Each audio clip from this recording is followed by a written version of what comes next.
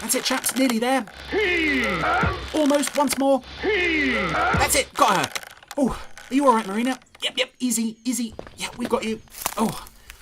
Oh, sorry you had to spend a week down that well.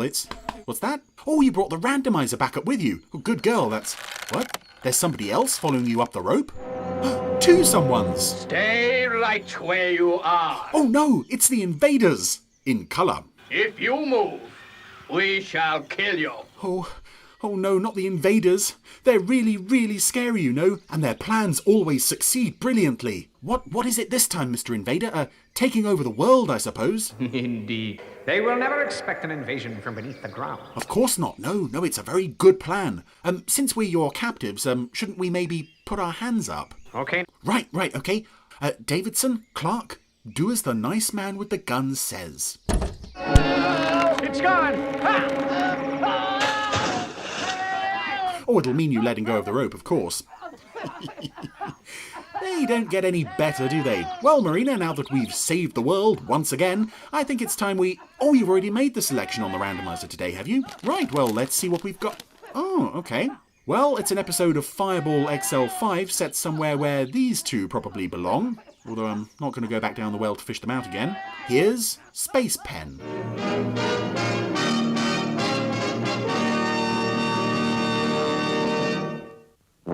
So it's time for some more Fireball XL5, and straight away we're confronted with one of those interesting Fireball model designs.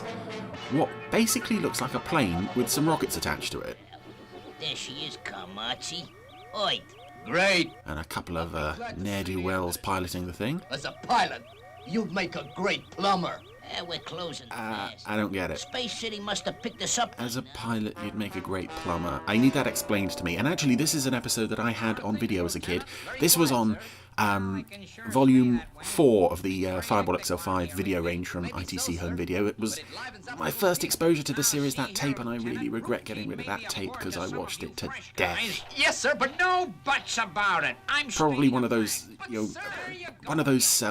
pieces of Jerry Anderson merchandise that I'm so nostalgic for, in the same way that I'm nostalgic for the, like my Matchbox Thunderbird 2 and things like that. But anyway, the space plane thing, piloted by the two obvious bad guys, You know, we still got time to make a run for is it. heading straight for Space City. Something. There's $1 million worth of isotopes down there for the taking. Plus whatever else we can lay our hands on. We get ourselves blown to pieces. You just make with the flying, huh? And leave the brainwork to me. Yeah, I thought you said my flying was like plumbing. I still don't understand that. There you are, Lieutenant. The trouble with you is you've got no patience. Yes, sir. Stand by to explore. Poor old 90. I sure will do. Poor old 90 getting criticised by Zero, and it's only, 2 minutes into the episode. Oh. According to this, 2X4 isn't due for another 2 days. So they have a board with details of all the incoming and outgoing spacecraft. Yes, sir. Which isn't on a screen, it is on a board that has to descend from the ceiling and then be lit up. It looks very primitive. Guys. Will you? It doesn't also look like it'd be much use in any given situation, considering you can't see at a glance what's happening. But I imagine that was only ever used in this episode. Clear the line on tower apron. Thanks. Roger and out. Who have we got on standby? Colonel Zodiac, sir. Because Colonel Zodiac and the Fireball crew seem to be the only people you have around to do anything in this show. Steve, I sure like the new decor. Thanks for your help, Venus. A woman's touch makes all the difference. Zuni Oh, so Steve has a new apartment. Okay. Tomboy. Oh, Have you any idea where Matt's... Zuni's been helping out by lounging around, doing For the nothing. apartment. I'll get it. It's my house after all. I probably should get used to answering my own door. Anyway, here comes Professor Matic with a whole pile of Steve? Matthew? Sure is. tubes and electrical things and oh, is he gonna make it? No, fell over. I'm sure you'll agree, Steve, that no place is complete without its own burglar alarm. And this is an episode that very heavily features Professor Matic in a sort of comedy sidekick type role, which I never quite Promise you it'll stop. sort of enjoyed with this show. Well, yeah. I like comedy Matt in small doses, but not necessarily to the point of it being like an entire subplot for the episode. Okay, Matt, but no dramas. Anyway, Matt's setting up a burglar alarm. This is the first of 2 subplots for Matt in this episode, because 1 wasn't enough. And of course he's making a bit of a mess of it. He's even keeping Zuni awake. Oh, no. Okay, in the next shot, it fades to a shot of Zuni with a pillow over his head. Okay. That was funny from Zuni. That was very understated as well, because it was only briefly seen and in the background, but that was clever. Now, open the door, Steve. Are you sure it's going to work, Professor? Of course. Ah, well, here goes. Oh, is this going to explode on us? Opening the door, going to trip the alarm. Oh, exploded. Yep, exploded. I did remember it. Oh. And of course, Steve has got a face full of soot and debris. Oh, he even fell over. Well, it seems I was using too much power. It's a pity you didn't think of that before. Oh, no, don't worry. I can soon fix it. Made it. Interestingly, this space plane thing, the 2X4, it's just come into land at Space City, and it's only got markings on the fin that say 2-4. That's interesting, isn't it? Tell me that's interesting. Tell me I'm not wasting my life doing this. You open the door. Now, just listen to this. So Matt's fixed the burglar alarm. Open the door.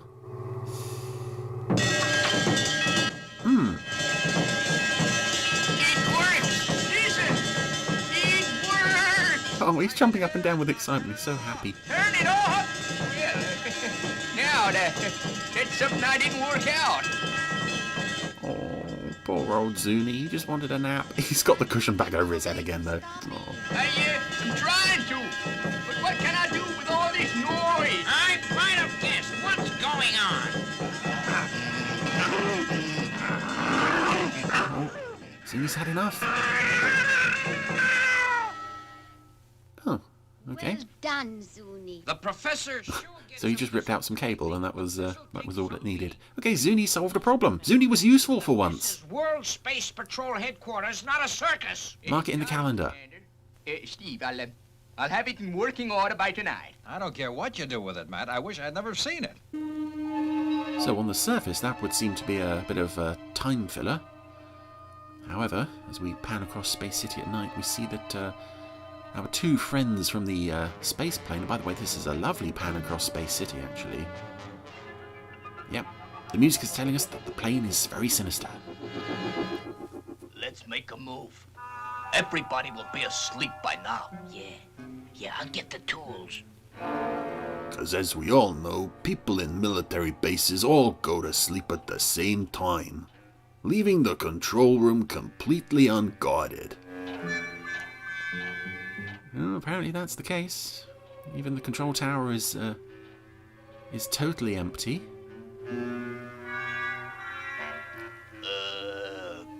Colonel Zodiac, astronaut, space patrol. Hey, a space patrol astronaut. Hey, think what we could do with his identification papers. Hey, we weren't expecting to encounter a Space Patrol astronaut at Space City. Yeah, these guys seem to have this sort of non-plan of just kind of stumbling around Space City, hoping they bump into interesting things to steal. Of course, they reckoned without Matt's new burglar alarm.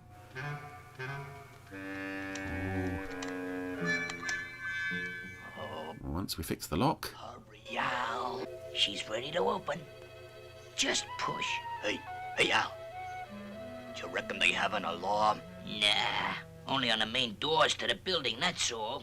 Oh, doors opening, doors opening. And the alarm broke. What was that? No idea. Come on. So yeah, all of that fuss building the alarm system for nothing, because it didn't work. But it killed a few minutes. And they've spotted Steve's safe. Uh-oh.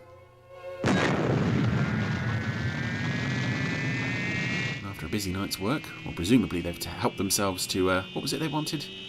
Didn't they mention something about isotopes as well? Well, they've taken off, they're gone. And so has the stuff from Steve's safe. Commander, it's an emergency. You're not wearing your uniform. Very observant, Lieutenant. What's the emergency? I'm tracking a spaceship from here.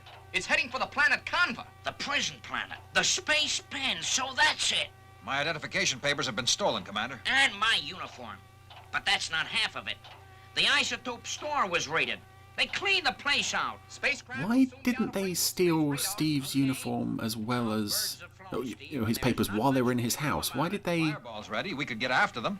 They're headed for Conva, the space penitentiary. Why did they go to Zero's quarters and steal his uniform? I mean, is there not like a supply stores or something that would be much easier to steal from than, I don't know, someone's house?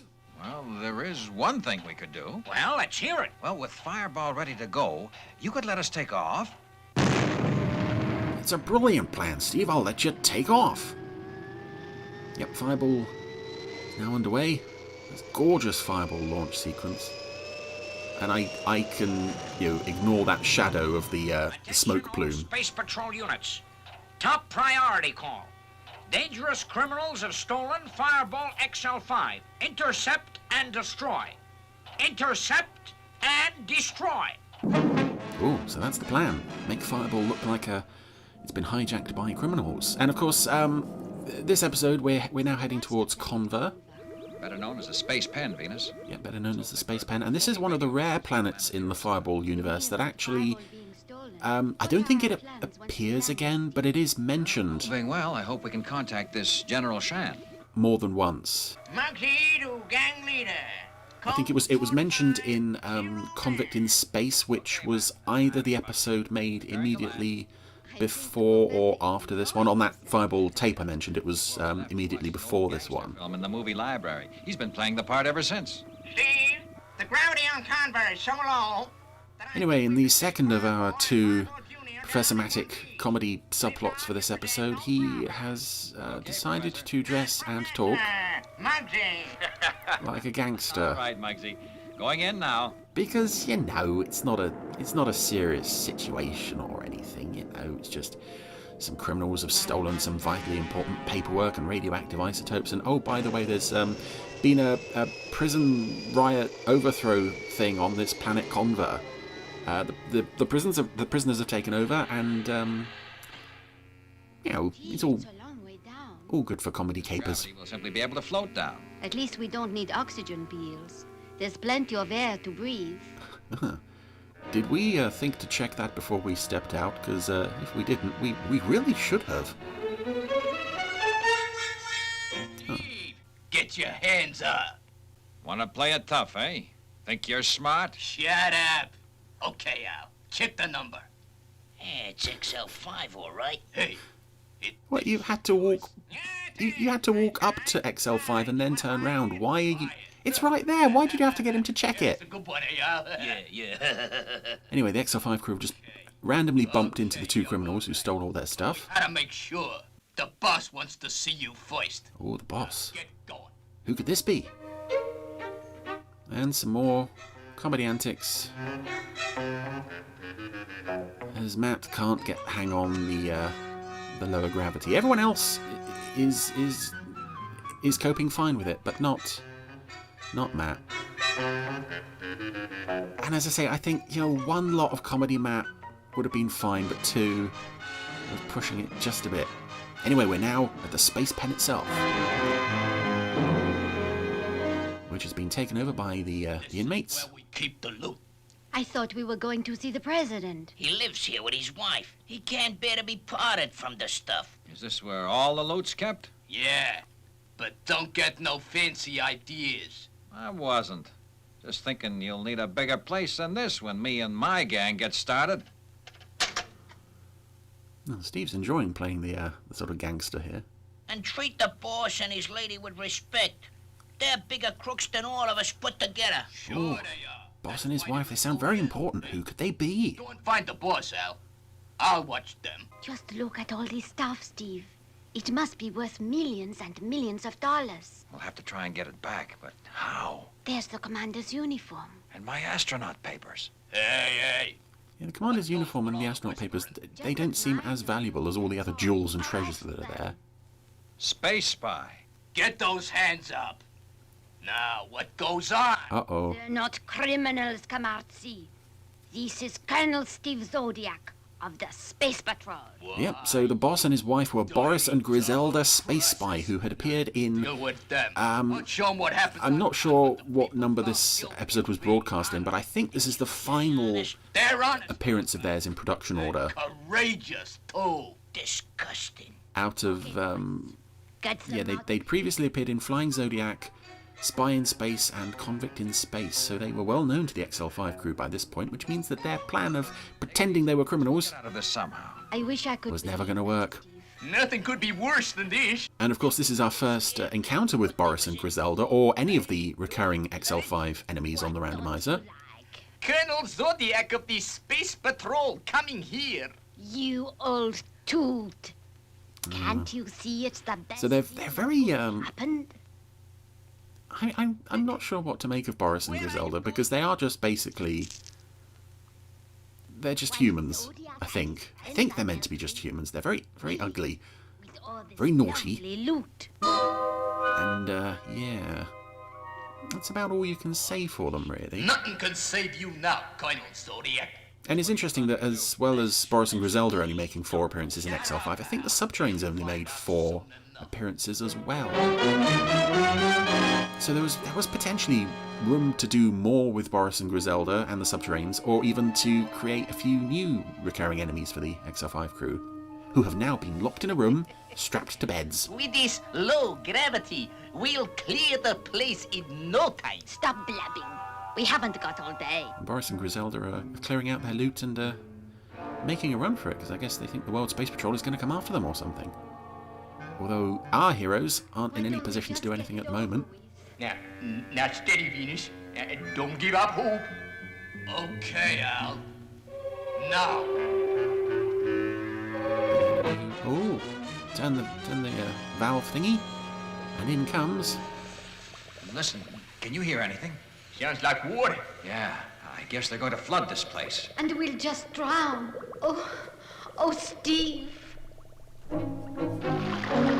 You know what could help you in this situation? Oxygen pills. I mean, I know they're designed to help you breathe in space, but wouldn't they be of some help if you were going to be submerged? I mean, I know they wouldn't, be... They wouldn't last you for very long, but they would help for a little while. $1,000 for us. And that's not a criticism of them, because they're strapped down. They couldn't reach any oxygen pills anyway. I'm just wondering if that would work. If oxygen pills would help you survive underwater as well as in space. Oh, the room's filling up with water fast, though. What has happened to General Shan? Oh yeah, General Shan. I may have waffled over any mention of him. Let's get to the spaceship. He was the guy, either he was the guy in charge of the space pen, or he is the guy coming to restore order to the space pen. Hi, Steve Zodiac. Put your hands up, both of you. There he is. You, start turning that wheel. There's very obviously Paul Maxwell just doing another deep voice. Paul Maxwell is one of those actors, as good as he was, he could never disguise his voice all that well. Show up soon. He won't be so big then. Sorry to disappoint you, but your boss is making off with the loot. General Shan, I can't figure out what his role in the story is. He's here to restore order, but I can't work out if he was meant to be the guy running the space pen, and What are you waiting for? like the criminals took over while he was just out for an afternoon stroll or something, Try harder. or if he's come here with like full force to retake the space pen. Stand by to get him out. Yeah, I don't know. It does just feel like he was in charge and he went out for a walk one day and the prisoners took over the space pen, and because the space pen really only amounts to about one Be building. of assistance. I can handle this end now. Yes, and we've got to stop Space Spy. Yeah, come on, Matt. Everything in order. Well, evidently General Shan being back is What is Boris doing? he can handle the situation, so he says. I don't know. Steve Zodiac is coming. Zodiac. This is General Shan's doing. Prepare for takeoff. Oh, everyone's scared of General Shan. He's apparently a really powerful force, considering he doesn't really do much. Boris and Griselda are hightailing it away from Conva in the SS Thor. Oh, darn. We're just too late. Which, of course, is their ship that we've seen in several previous episodes. Fireball, and hurry! And I always thought this was a rather cool design because it could disguise itself as what looked like an ordinary civilian ship, and then, you know, once they lured in their victims, then the Thor would reveal its true colours, and it had like a... I vaguely remember it had like a mouth with teeth or something. Range 2325. Standing by with Interceptor 1. Roger. Standing by to correct course.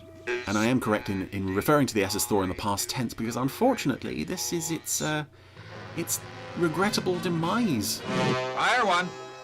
5, 4, 3, 2, 1, 0, and go. Oh, Jeff Tracy did it better. Oh, that's it. SS Thor has been hit.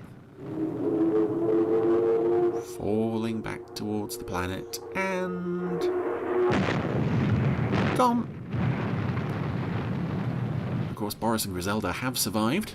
You just wait, Steve Zodiac. Our day will come. Oh, that rather odd sound effect brings us to the end of Space Pen. And, yeah, I'm fond of that one, but it's more for a nostalgia thing, as I said, of having the tape as a kid and watching it over and over and over. As an adult, yeah, the comedy Matt stuff that even as a kid I found a bit much is rather irritating here. And yeah, I'm not entirely clear about the scale of the prisoners taking over the Space Pen, because as I said, it only seems like one building, managed by a guy who apparently just went off for a walk and came back and regained control very easily. So it's not great. It's okay. As a final appearance of Boris and Griselda, at least in production order, it's not even a great send-off for them because they're only in the second half of it. So, yeah, nostalgia for this one, but I'm not going to say that I'm blind to its faults.